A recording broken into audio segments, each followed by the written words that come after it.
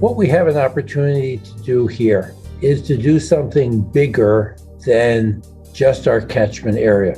So what we want to do is be the leaders in assistive technology. When we're making that selection along with a client, it's in the context of everything that's available, not just what one particular reseller has to offer. Introducing the new Technology Center at Lighthouse Guild. And then one other part of this that's very important to us is that we feel that there's opportunities for people who are visually impaired to be trainers. And Paul and I have really made a priority to hire as employees people who are visually impaired. People can find out more about Lighthouse Guild on the website at lighthouseguild.org. Yes, we have a new website. There's a lot of information on technology, and we're going to be really building that out. Now please welcome Dr. Calvin Roberts and Paul Misiti. We hope you enjoy.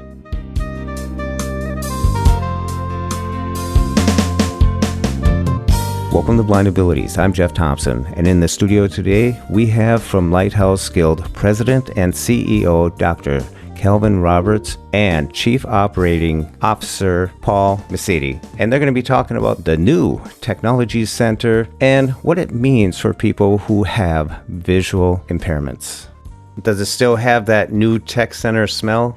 Yeah, I guess so. We've been using it now since almost 4 months, but because of COVID, we postponed the official grand opening until last week. It's a really nice event, well attended, was worth the wait. Was it easy to blend into your curriculum? Yeah, we were already using technology here, so this just gives us a better space to do it. We can do more of it. We have some facilities like the smart home that we didn't have before, but we now have everything organized in one area. You're listening to the voice of Paul Misiti, who joined the Lighthouse Guild in 2020 as Chief Operating Officer. Paul brings 28 years of progressive leadership experience in eye health, including finance, operations, project management, and business development. I base a lot of it on what the occupational therapists have to say, and we have wonderful occupational therapists here, and one in particular who's the lead occupational therapist has just been overwhelmingly positive about the experience now. She's bringing clients in and they're able to try multiple devices, and she's able to work with them conveniently in this space, and she's given me now multiple examples where somebody came in thinking they wanted one particular technology, and through her work and their evaluation decided something very different that was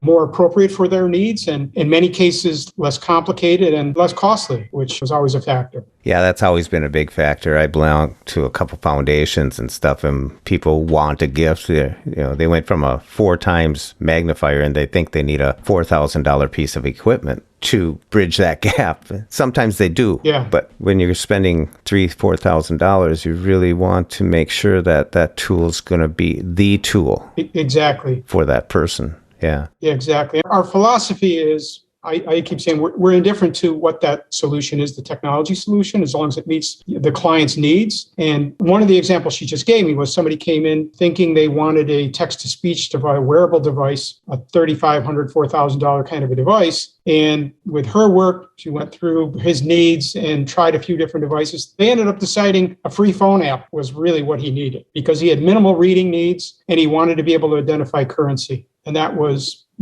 for him, the free phone device worked fine. Exactly. Maybe down the road, something will change. We're going to come back and look at different technologies. But for now, that was sufficient. So, yeah, a lot of people don't know exactly what's best for them. And sometimes when they have someone paying the bill for them, they just want it. They just get it. And it may not pan out for them. I know there's a lot of people with lots of stuff collecting dust at their house that they thought was useful. But with you guys doing the assessment there, you can help the client more directly. Exactly. Well, we just wrapped it up, Dr. Roberts. If I could just add on to what Paul had to say. You're listening to the voice of President and CEO of Lighthouse Guild, Dr. Calvin Roberts, a clinical professor of ophthalmology at Weill Cornell Medical College. He was formerly Senior Vice President and Chief Medical Officer, Eye Care at Bausch Health Companies, where he coordinated global development and research efforts across their vision care, pharmaceutical, and surgical business units. Dr. Calvin Roberts is also the host of the podcast On Tech and Vision. What we have an opportunity to do here is to do something bigger than just our catchment area. So what we want to do is be the leaders in assistive technology. And that means not just for people who live in the New York area, but that means for people who live throughout the country or even internationally. We want to use our position as a well-funded, multi-resourced agency to help people in areas that don't have the resources that we have here. We want to be able to help someone in other parts of the country determine what's the best technology that they could use to achieve their goals, how to access it, how to get the proper training, what can be done virtually versus in person, and then put all that together and so that we can help more people. The beauty of the position we're in here is that we're indifferent, as Paul said, to what the technology is. We're also indifferent to where the person lives. And so give us the opportunity to help people. Paul can explain to you all the programs that we have in development here to try to make technology accessible to people who aren't able to actually come physically to see our technology center. So our technology center is a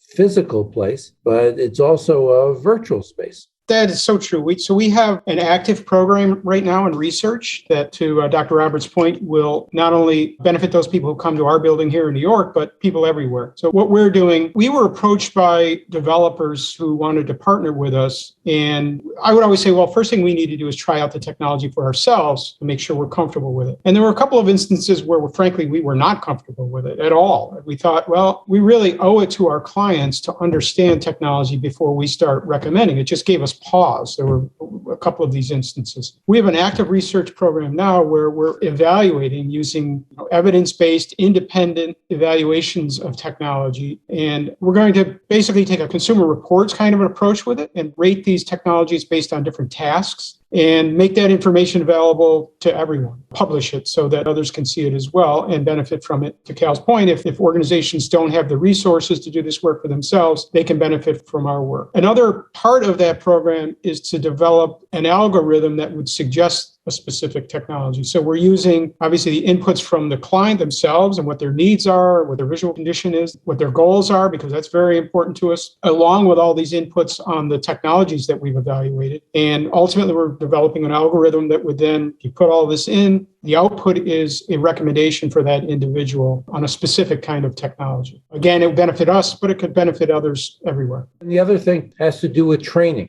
The point you made, Jeff, is that the last thing we want to do is be providing technology to people and having it sit in the drawer. We want to help people with technology that's going to just become integral to their way of life. And the key to that is just training.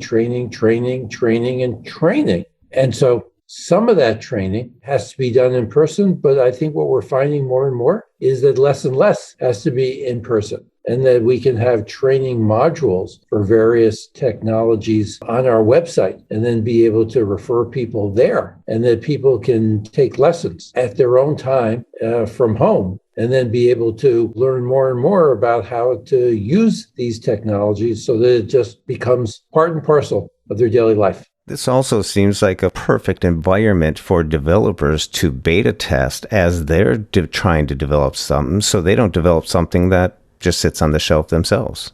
You're exactly right. That's exactly what we're trying to do. And again, it's a way we can help our own clients, but we can help people everywhere. Some of these companies, as you know, some of them are smaller, some of them are very big. So in any way we can help them either perfect a technology that's already there or perfect a technology that's in development, it's going to be good for everyone. So that's exactly what we're doing. We're already working with several companies, big and small, to do exactly that. The more we get our word out there, we want these developers to know that we're open for that kind of business. In every discussion I have with developers, I always bring up our fantastic research group and the fact that they're able to collect data in a formal setting that many of these developers are just unable to do themselves. So we offer that service as well. And so what we're trying to do here is build a community. And that's a community of entrepreneurs, developers, engineers, scientists, physicians, but critically users, so that everybody is working together to advance assistive technology. I can't stress how important that is as someone who's experienced getting technology that I don't use anymore. Not that I outgrew it, but I maybe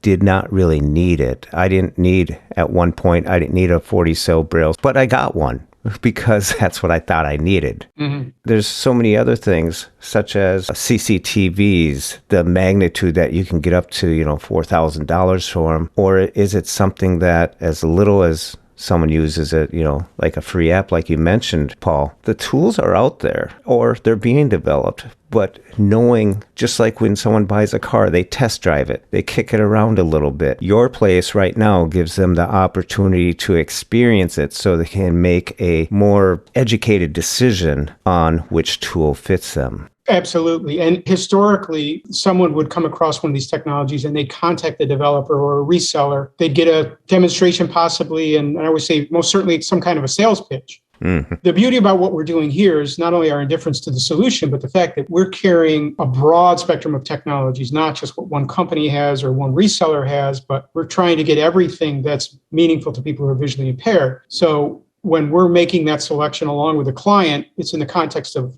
everything that's available, not just what one particular reseller has to offer. What inspired you to expand into the technology center? You grew it from within. What inspired that? Paul and I came from the for-profit world of eye care. And in our years at Bausch & Lomb, we saw so many great technologies that could really help people. And the business model often didn't work. Not every great idea actually ever got commercialized. And that used to bother me so much about the fact that there was great opportunities out there that weren't coming to market. And so when we came here to Lighthouse Guild, it was with the support of our board. And we said to them, if there's great technology out there that could really help people to attain their goals, will you help us? Will you allow us to work to get this developed?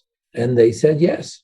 And I think that was the big motivating factor here, was just the great support of our board to make technology a priority for Lighthouse Guild. I know technology for people to go out and get jobs, get into the workplace, education, all that. But there's other stuff that enhances people's lives. And you guys built a smart home for people to experience. Can you tell me about that? Sure. Early on in our discussions, we were talking to various technology companies about what we should include in our environment. And we had some pretty good ideas, but among those discussions, the idea of a smart home came up a few times. So we decided, this is a perfect opportunity for us to build. We built a space that simulates a New York City apartment. And the idea is that it's somewhat of a laboratory. So we have appliances in there. We're using Alexa as our platform. We selected Alexa because of its familiarity. Most people are familiar with it, but you could use any platform. We actually worked with Amazon to pick out particular devices to use in the environment, including appliances. We have a stove and a refrigerator, a washer and dryer, a microwave and a dishwasher, to smaller devices like a television and thermostats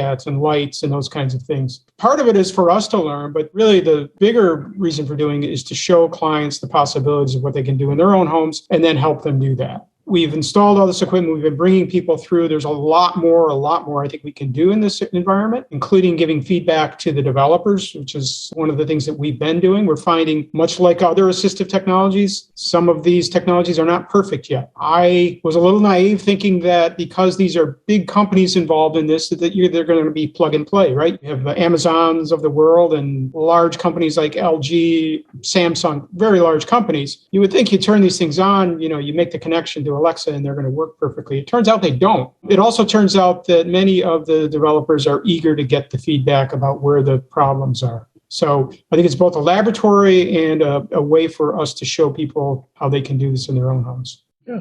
And for some people, this idea of a smart home is intimidating. And what coming to our center allows them to do is, again, just to try it and just see that, oh my gosh, this isn't so hard. I just ask Alexa to turn on the microwave or preheat the stove, and it happens. And now that gets people more excited and say, gee, I could do this. We can help them to make this happen in their own homes. The other thing I've noticed is that many devices, as I guess designs progress, they're becoming more and more streamlined. So many devices have just flat screens, glass screens that, if you're visually impaired, it's very difficult to orient yourselves on them. Some of them have refreshable screens, so you can't even use bumps or something to orient yourself. So it's becoming more and more critical as designs change, then things go from analog to these kinds of refreshable screens, that somebody who's visually impaired has the ability to use voice commands to control them. A thermostat's a good example, or even a microwave, where it's just a flat screen with really no tactile sense to it at all. But with your voice, you can have as much control as if you were sighted, you're able to see the screen. I really like what you said about it shows people, students, the possibilities that they can have. You're not saying this is exactly what you have, but it opens up their mind to the possibilities that they can. When you're talking about Amazon devices, I think Amazon comes in at the more affordable type of products because they sell so many of them that someone can get a smart device and put it into their house and explore with it. None of us know all about this stuff at first, but at least they're going to get a trial period with this stuff to see what the possibilities are.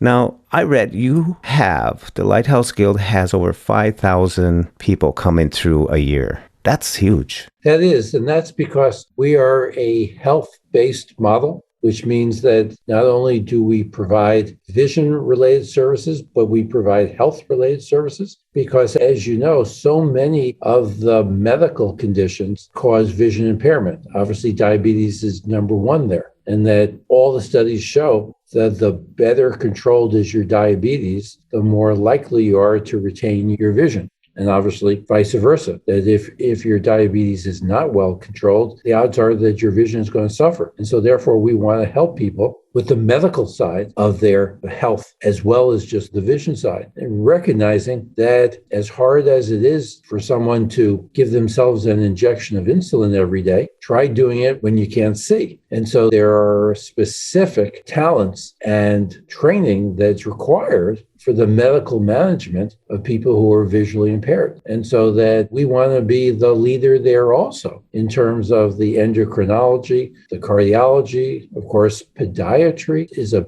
big deal with diabetics. And so to be able to help people so that they can maintain their ability to walk and keep their feet strong, that's a very important need for people with diabetes, and we want to be able to do that also. And so the breadth of services that we provide, not just on the vision side, but on the health side as well. Yeah, sometimes people think of assistive technology trainer, specialists, and all that. That's all there is. But you house occupational therapists too, so they can explore this technology center to find which adaptations work best for their clients as well.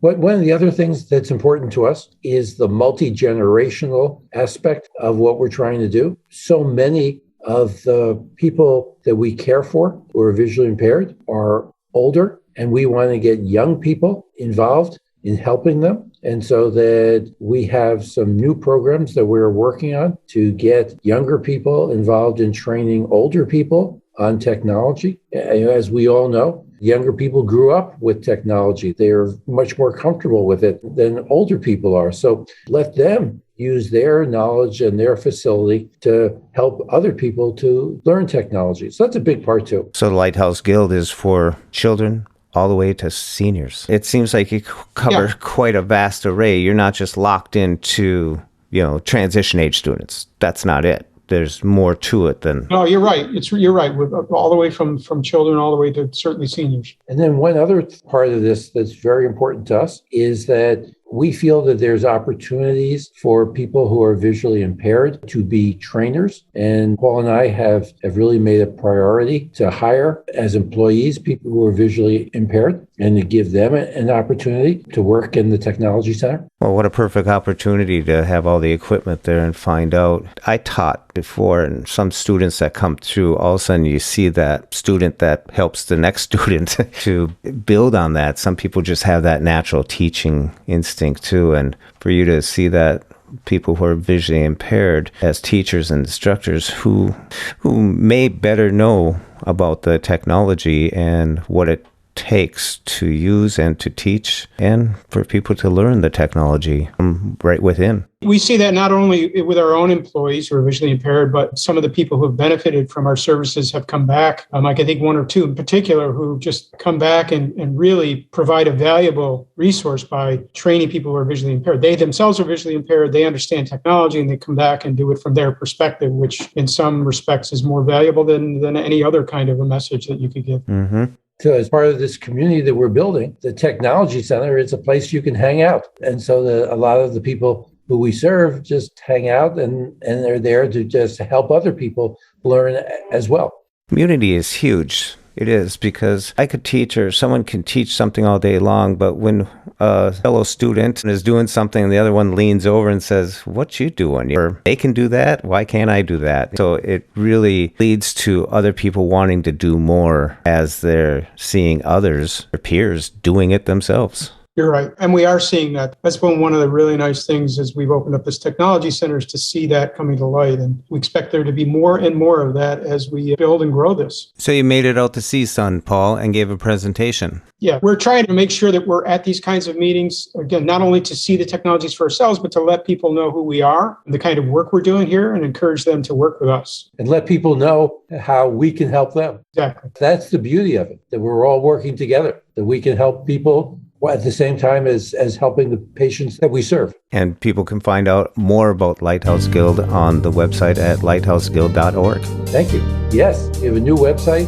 There's a lot of information on technology, and we're going to be really building that out as the technology center grows. Yeah, that website, I can get lost in there. I mean, not lost like I don't know what I'm doing. It's like there's so much information. Like I want to know about the center, so I went to the center, then I went to the news releases, all sorts of stuff, all this good information. And the other thing, a great source of information is our podcast series. We have this podcast series where we talk about big ideas in new technology and the promise that these big ideas may have for the future. And so I really encourage people to go to our podcast. It's called On Tech and Vision, On Tech and Vision with Dr. Cal Roberts, and it's available wherever you get your podcasts. That's a great podcast. I just saw you do something on that when they deciphered that German code message machine. Oh, yeah, thank you. That's our most recent episode. Absolutely. Yeah. Dr. Cal, Paul, thank you so much for coming on to Blind Abilities and sharing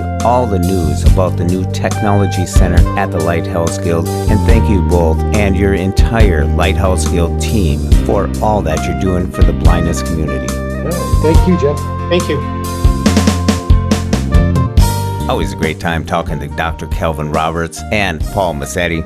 And once again, be sure to check out lighthouseguild.org. There's something for everybody. And for more podcasts with the blindness perspective, check us out on the web at www.blindabilities.com, on Twitter at blindabilities, and download the free Blind Abilities app from the App Store and Google Play Store. That's 2 words, Blind Abilities. And if you want to leave some feedback, give us some suggestions, give us a call at 612-367-6093. We'd love to hear from you. A big shout out to Chichow for his beautiful music. You can follow Chichow on Twitter at LChichow. And from all of us here at Blind Abilities, through these challenging times, stay well, stay informed, and stay strong.